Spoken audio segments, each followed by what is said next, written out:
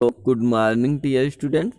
Class 11th की रसायन में आज हम लोग 7वां चैप्टर रासायनिक साम्य स्टार्ट करने चल रहे हैं। रासायनिक साम्य केमिकल इक्विलिब्रियम, इसका सबसे पहले पाठ्यक्रम क्या है, हमें यहाँ पर इस चैप्टर में क्या क्या हेडिंग पढ़ना है। भौतिक तथा रासायनिक प्रक्रमों में साम्य मीन्स साम्यावस्था होती क्या है, और भौतिक प्रक्रम में साम्य क्या है, रासायनिक प्रक्रम में साम्य क्या है।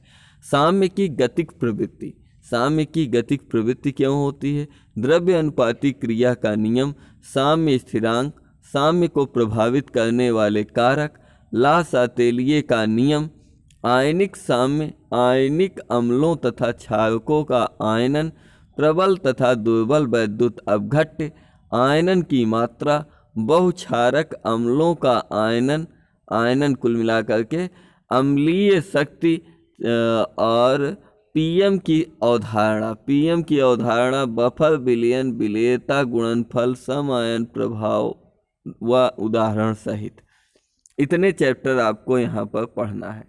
सबसे पहले हम लोग साम्यावस्था स्टार्ट करते हैं। साम्यावस्था जिसे इक्विलिब्रियम या केमिकल इक्विलिब्रियम कहा जाता है। इक्विलिब्रियम जब किसी प्रक्रम में किसी मापने योग्य कारक जैसे ताप, दाब, स्थिति एवं सांद्रण में समय के साथ परिवर्तन नहीं होता।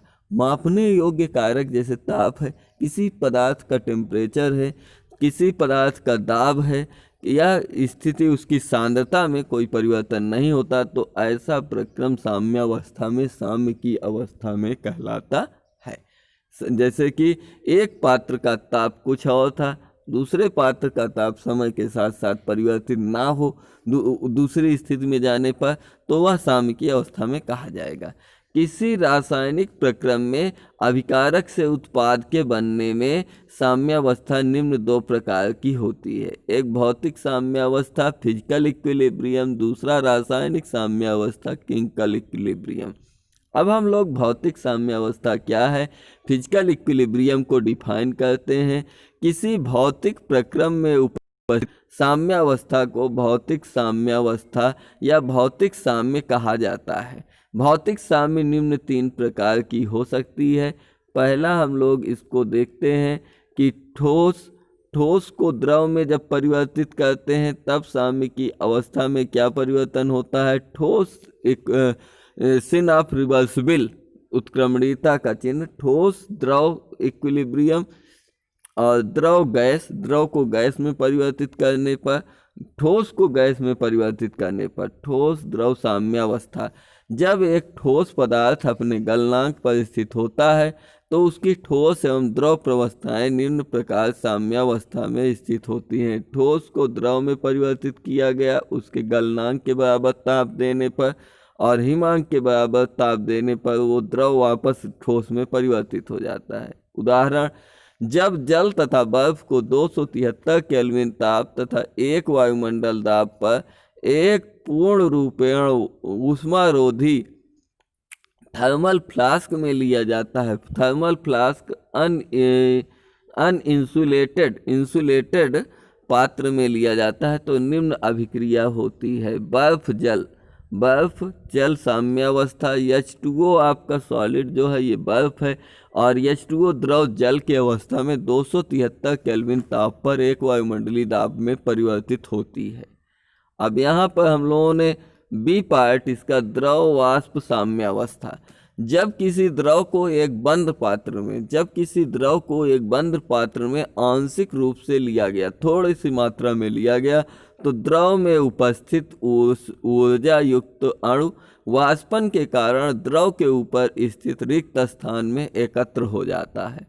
इसमें से कुछ वाष्प अणु संघनित होकर पुनः द्रव में परिवर्तित होते रहते हैं। कुछ वाष्प के अणु संघनित होकर के कंडेंसेंस होकर के पुनः द्रव में परिवर्तित होते रहते हैं, अर्थात साम्य की अवस्था द्रव वाष्प साम्यावस्था यहाँ पर दिखाया गया है। इस प्रकार से साम्य की अवस्था पुनः प्राप्त करते रहते। अब तीसरा हम लोग देखते हैं ठोस वाष्प साम्यावस्था। अनेक ठोस पदार्थों में ऊर्ध्वपातन मीन्स सब्लिमेशन का गुण पाया जाता है, सब्लिमेशन की प्रवृत्ति होती है, अर्थात वे गर्म करने पर बिना द्रव में परिवर्तित हुए सीधे वाष्प अवस्था में परिवर्तित हो जाते हैं। इस प्रकार के तंत्रों में ठोस वाष्प के मध्य एक साम्य स्थापित हो जाती है। जैसे आयोडीन ठोस अवस्था में होता है, यदि इसको गर्म किया जाए तो ये द्रव में परिवर्तित हुए बगैर वाष्प में परिवर्तित हो जाती है। इसलिए कहा जाता है कि आयोडीन युक्त नमक को ज़्यादा गर्म नहीं करना चाहिए। इसी प्रकार NH4Cl अमोनियम क्लोराइड ठोस अवस्था में होता है, गर्म करने पर NH4Cl द्रव में परिवर्तित हो जाता है।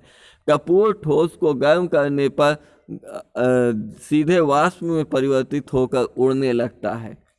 विलयन साम्यावस्था। किसी विलेय का विलायक में संतृप्त विलयन प्राप्त होने पर विलेय एवं विलयन के बीच साम्यावस्था प्राप्त हो जाती है, अर्थात विलेय ठोस अवस्था से संतृप्त विलयन द्रव अवस्था में परिवर्तित हो जाता है। इस प्रकार से आज की डेट में हम लोगों ने 7वें चैप्टर के पाठ्यक्रम एवं उससे संबंधित भौतिक साम्यावस्था से संबंधित साम्यावस्था, भौतिक साम्यावस्था को हमने डिफाइन किया। अगले टर्न पर कल हम लोग मिलते हैं रासायनिक साम्यावस्था के साथ। तब तक के लिए आप सभी लोगों को मेरी तरफ से जय हिंद, वंदे मातरम।